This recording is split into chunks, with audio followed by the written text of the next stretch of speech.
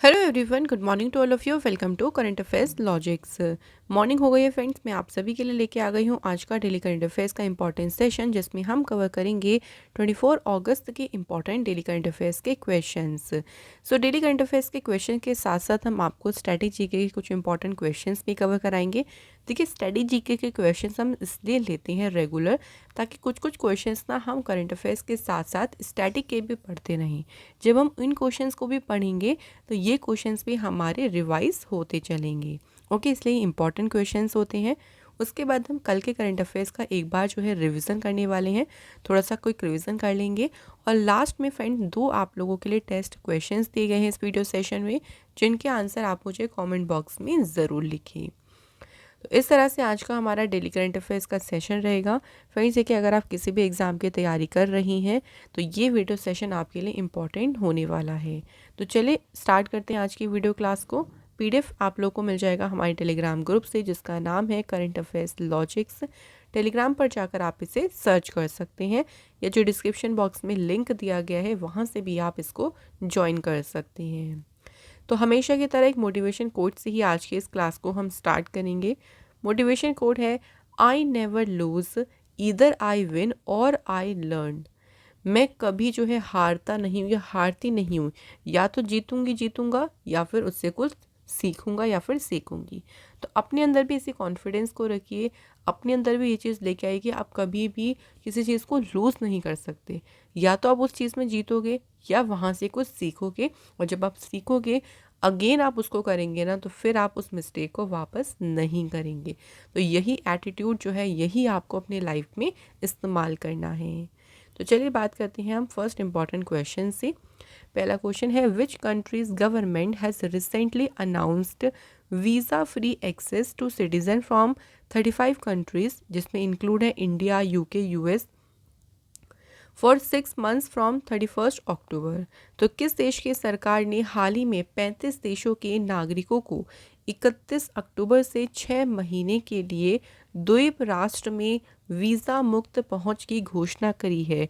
कि भाई जो 6 महीने ना, 31 अक्टूबर के बाद जो 6 महीने होंगे, उसमें आपको वीज़ा की ज़रूरत नहीं पड़ेगी कंट्री को विज़िट करने के लिए। और इसमें सिर्फ कितनी कंट्रीज़ आई हैं? 35 कंट्रीज़। और ये अनाउंसमेंट किसने करी है? तो श्रीलंका गवर्नमेंट ने जो है इसकी अनाउंसमेंट करी है। 35 कंट्रीज़ में से इंडिया आपको याद रख लीजिएगा, इंडिया, यूके, यूएस है, Germany, Netherland, Australia, Denmark, Poland, Kazakhstan, Saudi Arabia, UAE, Nepal, Russia, Thailand, Indonesia. इस तरीके से जो है टोटल कितनी कंट्रीज़ हैं? 35 कंट्रीज़। श्रीलंका की थोड़ी सी बात करते हैं फ्रेंड। तो देखिए, श्रीलंका की लेजिस्लेटिव कैपिटल है श्री जयवर्धने बुरेकोटे, और यहाँ की एग्जीक्यूटिव और जुडिशियल कैपिटल है कोलंबो। करेंसी है यहाँ के श्रीलंकन रुपी। प्रेसिडेंट है रानिल विक्रमसिंघे, और यहाँ पे प्राइम मिनिस्टर है दिनेश गुणवर्धनी। ओके फ्रेंड्स, चलिए अगला क्वेश्चन देख लेते हैं। नेक्स्ट क्वेश्चन है, who launched 3 online platforms to boost power sector efficiency and transparency. विद्युत क्षेत्र की दक्षता और पारदर्शिता को बढ़ावा देने के लिए 3 जो ऑनलाइन प्लेटफॉर्म है, ये किसने लॉन्च करे हैं? अभी हम उन प्लेटफॉर्म्स का नाम भी देखेंगे। फिलहाल जो 3 ऑनलाइन प्लेटफॉर्म है ना, ये लॉन्च किए हैं मनोहर लाल खट्टर जी ने। मनोहर लाल खट्टर जी के पास इस टाइम पे कौन सी मिनिस्ट्री है? तो ये इस टाइम पे हमारे पावर मिनिस्टर हैं। अब जो इन्होंने 3 ऑनलाइन जो प्लेटफॉर्म्स लॉन्च करे हैं, देखिए उनको इन्होंने नाम दिया है थर्मल प्रॉम्प्ट नाम दिया है। उसके बाद drips, disaster resilient infrastructure for power sector, और जल विद्युत डीपीआर। ये 3 पोर्टल्स को लॉन्च किया है मनोहर लाल खट्टर ने। अच्छा, इन तीनों पोर्टल्स की बात करें, ये क्या क्या काम करेंगे? सबसे पहले प्रॉम्प्ट की बात करें, इसका पूरा नाम है portal for online monitoring of project. तो ये क्या काम करेगा? देखिए, जो थर्मल पावर प्रोजेक्ट्स हैं, जो भी देखिए ताप विद्युत परियोजनाएं हैं, उनको टाइमली जो है एनालाइज करेगा, उनका विश्लेषण करेगा, और ऑनलाइन ट्रैकिंग की भी जो है यहाँ पे सुविधा मिलेगी। जो अंडर कंस्ट्रक्शन है, जिनका कंस्ट्रक्शन चल रहा है, उनको ट्रैक किया जाएगा। तो उसके लिए पोर्टल है प्रॉम्प्ट। सेकेंड जो इम्पॉर्टेंट पोर्टल है देखिए इनका, वो है ड्रिप्स, जिसका पूरा नाम है disaster resource inventory for power sector. अब ये क्या करेगा? देखिए, ये क्विकली आइडेंटिफाई करेगा पावर डिस्ट्रप्शंस को कंट्री में ड्यू टू नेचुरल डिज़ास्टर। जैसे कि चक्रवात आ जाते हैं, अर्थक्वेक आ जाते हैं, फ्लड आ जाता है, उसके कारण होने वाली जो भी विद्युत व्यवधान होंगे, जो भी डिस्ट्रप्शंस होंगे, उनको तुरंत आइडेंटिफाई करने के लिए पोर्टल बनाया है ड्रिप्स। थर्ड है जल विद्युत DPR, monitoring survey and investigation activity of hydro electric project and pumped storage project. अब ये इंश्योर करेगा better management and coordination for the construction of the pumped hydro electric plant. So जो भी पंपित जल विद्युत संयंत्र हैं उनके निर्माण के लिए बेहतर प्रबंधन और समन्वय को सुनिश्चित करेगा कौन सा पोर्टल, जल विद्युत DPR। तो ये तीनों पोर्टल्स का मैंने आपको बता दिया कि क्यों इनको शुरू किया गया और इन्हें लॉन्च किसने किया है, मनोहर लाल खट्टर जी ने। कहाँ पे, नई दिल्ली में। ये तो बहुत इंपॉर्टेंट क्वेश्चन हो जाएंगी। अगला क्वेश्चन देखिए, नेक्स्ट क्वेश्चन हमसे क्या बोलता है, which among the following institutions has announced the establishment of India's first constitution museum. निम्नलिखित में से किस संस्थान ने देखिए भारत के पहले संविधान संग्रहालय की स्थापना की घोषणा करी? तो इसकी जो अनाउंसमेंट है ये करी है जिंदल ग्लोबल यूनिवर्सिटी ने। जो कॉन्स्टिट्यूशन की देखिए 75th एनिवर्सरी है, उसके ओकेज़न पर जो है जिंदल ग्लोबल यूनिवर्सिटी जो है वो इस्टेब्लिश करेगी इंडिया का पहला कॉन्स्टिट्यूशन म्यूज़ियम, संविधान संग्रहालय। ये जो म्यूज़ियम है इसका नाम क्या रखा गया है, the constitution academy and the rights and freedom museum. और ये इनॉग्रेट किया जाएगा 26 नवंबर को। कहाँ पे, जो यूनिवर्सिटी है देखिए ये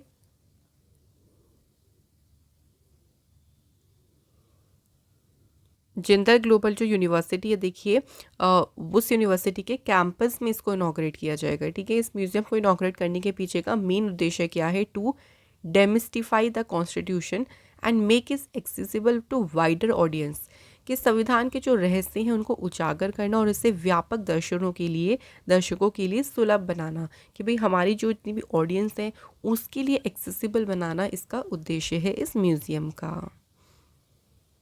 अगला क्वेश्चन है, which state has the highest number of public electric vehicle charging stations in India. Bharat में किस राज्य में सार्वजनिक इलेक्ट्रिक वाहन चार्जिंग स्टेशनों की संख्या सबसे ज़्यादा है, जहाँ पे लोग अपने व्हीकल्स को चार्ज कर सकते हैं, जो चार्जिंग स्टेशंस है उनकी सबसे ज़्यादा संख्या कौन से स्टेट में है, कर्नाटक स्टेट में। सो देखिए फ्रेंड्स, कर्नाटक स्टेट में देयर आर 5765 जो public electric vehicle charging station है कर्नाटका में है, जिसमें से सिर्फ बेंगलुरु अर्बन की बात करें तो वहाँ कितने हैं, 4462। कर्नाटक जो है पहला स्टेट भी था जिसने इलेक्ट्रिक व्हीकल पॉलिसी को इंट्रोड्यूस किया था 2017 में। ये एक्स्ट्रा नोट आप लोग याद रखिएगा कि ईवी पॉलिसी इंट्रोड्यूस करने वाला पहला स्टेट कौन सा था, कर्नाटक स्टेट। चलिए बात करते हैं कर्नाटक स्टेट के बारे में कुछ इंपॉर्टेंट पॉइंट्स की।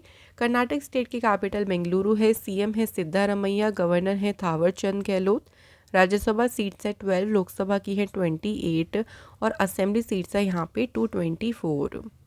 कर्नाटक में इंपॉर्टेंट टेम्पल्स देखिए कौन कौन से हैं, Virupaksha temple and Gomateshwara temple, ये इंपॉर्टेंट है। नेक्स्ट याद रखेंगे फ्रेंड्स, फोक डांस। कर्नाटक का जो फोक डांस है वो क्या है, यक्षगान। अब आते हैं कर्नाटक के जो नेशनल पार्क्स हैं, तो यहाँ पे हैं Bandipur National Park, Bannerghatta, Kudremukh, Nagarhole National Park और अंशी नेशनल पार्क। अच्छा, कर्नाटक की से बात करें अभी हाल फिलहाल की कुछ न्यूज़ के बारे में, तो कर्नाटक की सरकार ने यहाँ पे युवा निधि स्कीम शुरू करी थी। इसके अलावा कर्नाटक में प्राइम मिनिस्टर नरेंद्र मोदी जी ने जो है शिवामोगा जो एयरपोर्ट है इसको इनॉग्रेट किया।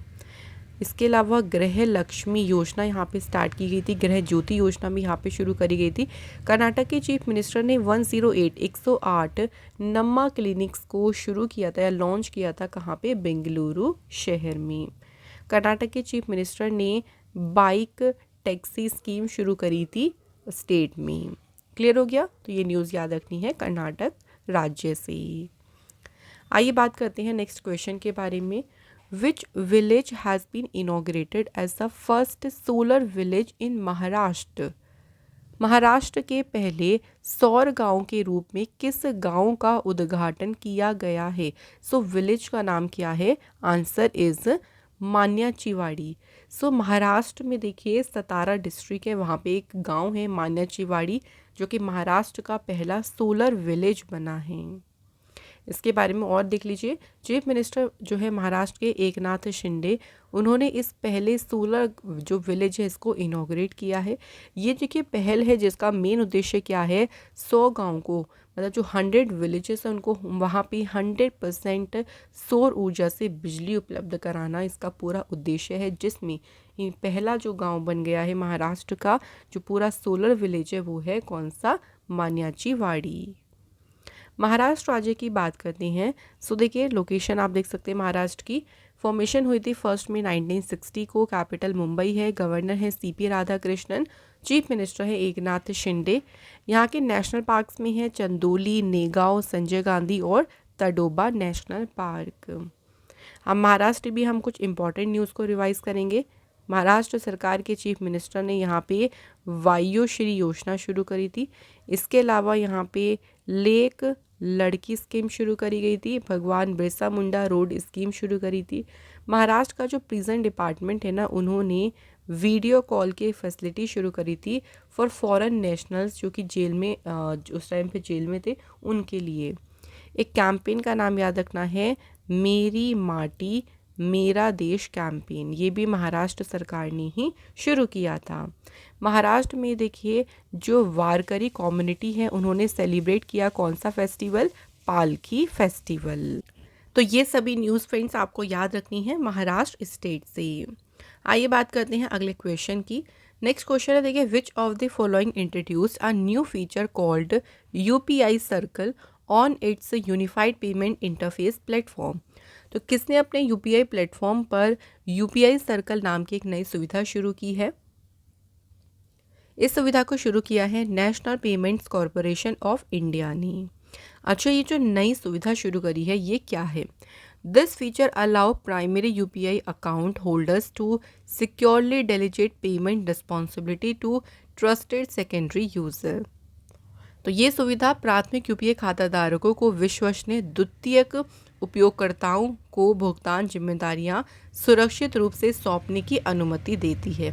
तो इसी के लिए यूपीआई सर्कल को लॉन्च किया है एनपीसीआई ने, National Payments Corporation of India ने। Next question, in August 2024 who has assumed charge as a secretary of the ministry of corporate affairs? भाई देखिए कॉरपोरेट मामलों का जो मंत्रालय है, अगर बात करें इसकी मिनिस्टर कौन है, तो इसकी मिनिस्टर फाइनेंस मिनिस्टर है हमारी निर्मला सीतारमण। और जो कॉरपोरेट मामलों का मंत्रालय है उसके सचिव कौन नियुक्त हुए हैं? तो सचिव का पदभार देखिए ग्रहण किया है दीप्ति गौर मुखर्जी ने। दीप्ति गौर मुखर्जी जो है फ्रेंड्स ये 1993 बैच की आईएएस ऑफिसर हैं। कौन से काडर थे? मध्य प्रदेश काडर से। इसी के साथ चलिए हम कुछ और इम्पोर्टेंट सेक्रेटरीज को रिवाइज कर लेते हैं। ये सभी इम्पोर्टेंट है देखिए काफ़ी ज़्यादा। फॉरेन सेक्रेटरी बनी है Vikram Misri. Home secretary appoint हुए गोविंद मोहन। कैबिनेट सेक्रेटरी बनी है टीवी सोमनाथन। इसके अलावा देखिए डीपीआईआईटी जो है इसके सेक्रेटरी बने अमरदीप सिंह भाटिया। रेवेन्यू सेक्रेटरी बने हैं संजय मल्होत्रा। डिफेंस सेक्रेटरी बने Giridhar Aramane. Economic affairs secretary appoint हुए संजय शेठ। और फाइनेंस सेक्रेटरी कौन बनी है? वी सोमनाथन। तो इस इम्पॉर्टेंट सेक्रेटरीज अपॉइंटमेंट्स भी याद रखना, ये इनमें से कुछ अपॉइंटमेंट ऐसे हैं जो बिल्कुल अभी लेटेस्ट हैं। अगला क्वेश्चन देखिए, who has been appointed the head of the national task force formed on the safety of medical professionals in the country? देश में जो मेडिकल प्रोफेशनल्स हैं, जो चिकित्सा पेशेवर हैं, उनकी सुरक्षा के लिए एक टास्क फोर्स बना दिया है, नेशनल टास्क फोर्स। तो उस नेशनल टास्क फोर्स के हेड कौन बनाए हैं, यानी प्रमुख कौन अपॉइंट हुए हैं? सही आंसर है यहाँ पे राजीव गौबा बने हैं उस टास्क फोर्स के हेड। ये जो टास्क फोर्स बनाई है ना, देखिए इसको 3 मेंबर्स की बेंच जो बैठी थी उसके हेड थे chief justice of India Dhananjay Yashwant Chandrachud. उनके द्वारा जो है एक ऑर्डर जारी किया गया कि नेशनल टास्क फोर्स का गठन किया जाए ताकि जो हमारे देश में मेडिकल प्रोफेशनल्स हैं, जो चिकित्सा से संबंधित देखिए जो भी एम्प्लॉयज़ हैं उनकी सेफ्टी के ऊपर हम और भी ध्यान दे सकें, उसी उद्देश्य से इस टास्क फोर्स के गठन का आदेश दिया गया है। अगला question, Neeraj Chopra has achieved what position in the Lausanne diamond league 2024, जिसमें उनका बेस्ट थ्रो रहा 89.49 मीटर का। तो नीरज चोपड़ा ने लुसान डायमंड लीग में कौन सा स्थान हासिल करा है? आंसर होगा यहाँ पे सेकंड। तो ये सेकंड पोजीशन पे आए हैं। इसमें फर्स्ट पोजीशन पे रहे देखिए एंडरसन पीटर्स, सेकंड पे रहे नीरज चोपड़ा और थर्ड पे रहे जूलियन वेवर। ठीक है, इसको याद रखिएगा, इंपॉर्टेंट क्वेश्चन है काफ़ी ज़्यादा। तो यहाँ पे फ्रेंड्स हमारे कंप्लीट हो गए करंट अफेयर्स के आज के इंपॉर्टेंट क्वेश्चंस। अब हम डिस्कस करेंगे स्टडी जीके के क्वेश्चंस को। सो देखिए स्टडी जीके में पहला हमारा देखिए क्वेश्चन क्या है, chief justice of India can be removed from his office by the president on the recommendation of dash. Bharat के मुख्य न्यायाधीश को राष्ट्रपति द्वारा किसकी सिफारिश पर उनके पद से हटाया जा सकता है? तो सिफारिश किसकी? Parliament. Next question, which of the following power does not belong to prime minister. अब यहाँ चार इंपॉर्टेंट जो है पावर यानी शक्तियाँ दी गई हैं, इनमें से कौन सी प्राइम मिनिस्टर के पास नहीं है? तो देखिए इनमें से जो प्राइम मिनिस्टर के पास नहीं है उसमें सही आंसर है अपॉइंट अदर मिनिस्टर। दूसरे मिनिस्टर को प्राइम मिनिस्टर अपॉइंट नहीं कर सकते, वो एडवाइस दे सकते हैं प्रेसिडेंट को ताकि वो दूसरे मिनिस्टर को अपॉइंट करें। Preside over the meeting of the council of minister, इसके अलावा सभी मिनिस्टर्स को गाइड करना, डायरेक्ट करना, कंट्रोल करना, कोऑर्डिनेट करना, ये सभी होते हैं वह किसके या उनके पास, ये सभी शक्तियाँ किसके पास होती हैं? प्राइम मिनिस्टर के पास। लेकिन मिनिस्टर्स को अपॉइंट करने की शक्ति इनके पास नहीं होती है। अगला क्वेश्चन देखिए, आर्टिकल पूछा गया है कॉन्स्टिट्यूशन का जो कि lay down the process for introducing changes in the constitution. संविधान में परिवर्तन लाने की प्रक्रिया कौन सा अनुच्छेद निर्धारित करता है? तो उसके लिए आर्टिकल कौन सा है? 368। Next question, according to which of the following articles of the constitution of India shall a money bill not be introduce in the council of state. किस अनुच्छेद के अनुसार जो धन विधेयक है ये राज्यसभा में प्रस्तुत नहीं किया जाएगा? तो ये कौन से आर्टिकल में है? आर्टिकल 109। सो जो मनी बिल है ना shall not be introduce in the council of state. Money bill को आर्टिकल नंबर 110 में जो है डिफाइन किया गया है। ये भी याद रखिएगा कि कौन से आर्टिकल में इसका वर्णन है? 110। Next question, which of the following article of the constitution of India guarantees the right to freedom of religion. धार्मिक स्वतंत्रता के अधिकार की गारंटी कौन सा आर्टिकल देता है? आर्टिकल 25 से लेके 28। और ये हमारे जो हैं वो कौन से राइट्स हैं? देखिए फंडामेंटल राइट्स हैं।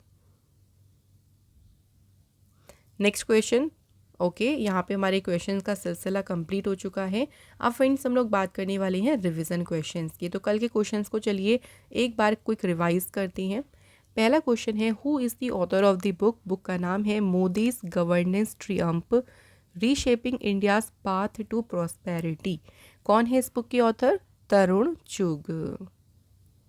नेक्स्ट क्वेश्चन देखिए हमारा, which renowned musician and playback singer जिनको अभी रिसीव होगा नेशनल लता मंगेशकर अवार्ड मध्य प्रदेश सरकार से। तो किनके नाम है यहाँ पे? उत्तम सिंह और KS चित्रा। अगला क्वेश्चन है, इन August 2024 who has assumed the charge of secretary of department for promotion of industry and internal trade. तो अभी देखिए हमने इसको रिवाइज भी किया था, कौन बनी है सेक्रेटरी? अमरदीप सिंह भाटिया। अगला क्वेश्चन है देखिए, GRM जो बासमती राइस है, इस बासमती राइस के ब्रांड एम्बेसडर कौन नियुक्त हुए? Right answer Salman Khan. Next, who has been appointed as a president of the NASSCOM. तो National Association of Software and Service Companies के अध्यक्ष कौन नियुक्त हुए हैं? राजेश नाम्बियार। अगला क्वेश्चन है, which edition of the Divya Kala Mela has been inaugurated in Raipur. So Raipur में दिव्य कला मेला के किस संस्करण का उद्घाटन किया गया? 17th। नेक्स्ट क्वेश्चन है, कौन सा एयरपोर्ट है जिसने जीता है बेस्ट एयरपोर्ट का title at the India travel awards. तो किसने जीता? राजीव गांधी इंटरनेशनल एयरपोर्ट ने। Next question, which foundation has signed an MOU with the Indian meteorological department to provide improved weather information.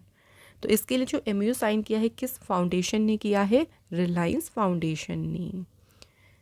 अगला क्वेश्चन, नेशनल स्पेस डे यानी राष्ट्रीय अंतरिक्ष दिवस किस दिन मनाया गया है, तो 23 अगस्त को मनाया गया है national space day. So friends, यहाँ पे हमारे कंप्लीट हो गए हैं सभी most important questions. Now test question पूछने से पहले कल के क्वेश्चंस को एक बार डिस्कस करते हैं। पहला क्वेश्चन था 1 डिग्री लैटिट्यूड कितने किलोमीटर के इक्वल होता है, अप्रॉक्सीमेटली 111 किलोमीटर। सेकेंड क्वेश्चन, कौन रिस्पॉन्सिबल है अर्थ के मैग्नेटिक फील्ड के लिए। सो यहाँ पे भी देखिए हमारा राइट आंसर है आउटर कोर। जो हमारी अर्थ के देखिए फ्रेंड्स आउटर कोर है ना, वो रिस्पॉन्सिबल है हमारी अर्थ के मैग्नेटिक फील्ड के लिए। तो थैंक यू आप सभी का, सभी के आंसर देखिए बिल्कुल सही थे दोनों क्वेश्चंस के। एंड सनी मजूमदार का आज हमने कमेंट इंक्लूड किया है, आपको भी थैंक यू। और अगर आप भी हमें कमेंट करेंगे तो आपका कमेंट भी हम अपनी वीडियो में ज़रूर इंक्लूड करेंगे। तो चलिए अब टेस्ट टाइम आ गया है। जो भी हम क्वेश्चन पूछेंगे उनके आंसर कमेंट करके बताइएगा। सो फर्स्ट क्वेश्चन देखिए, how many session of the Lok Sabha are normally held in a year. सामान्यतः एक वर्ष में लोकसभा के कितने सत्र आयोजित होते हैं, पहला क्वेश्चन। सेकेंड क्वेश्चन है, in the context of Indian parliament what is zero hour. भारतीय संसद के संदर्भ में जो शून्यकाल होता है ना, ये क्या है, इसका क्या मीनिंग है। तो 4 ऑप्शन हैं आपके पास, आप इनके आंसर भी हमें कमेंट करके ज़रूर लिखें। तो ये 2 क्वेश्चन हैं हमारे टेस्ट के, प्लीज़ आपसे रिक्वेस्ट है कि आंसर ज़रूर करिएगा। इसी के साथ आज का हमारा जो इम्पोर्टेंट सेशन है वो कंप्लीट होता है। फ्रेंड्स, अगर आप हमारे चैनल को कुछ भी कंट्रीब्यूट करना चाहते हैं तो दिल से आप हमें यहाँ से कंट्रीब्यूट कर सकती हैं। तो फ्रेंड्स, करते हैं इस वीडियो को यहाँ पे एंड। आप लोगों से मिलेंगे नेक्स्ट इंपॉर्टेंट क्लास में। Till then bye bye, take care, have a good day. Thank you so much for watching this video.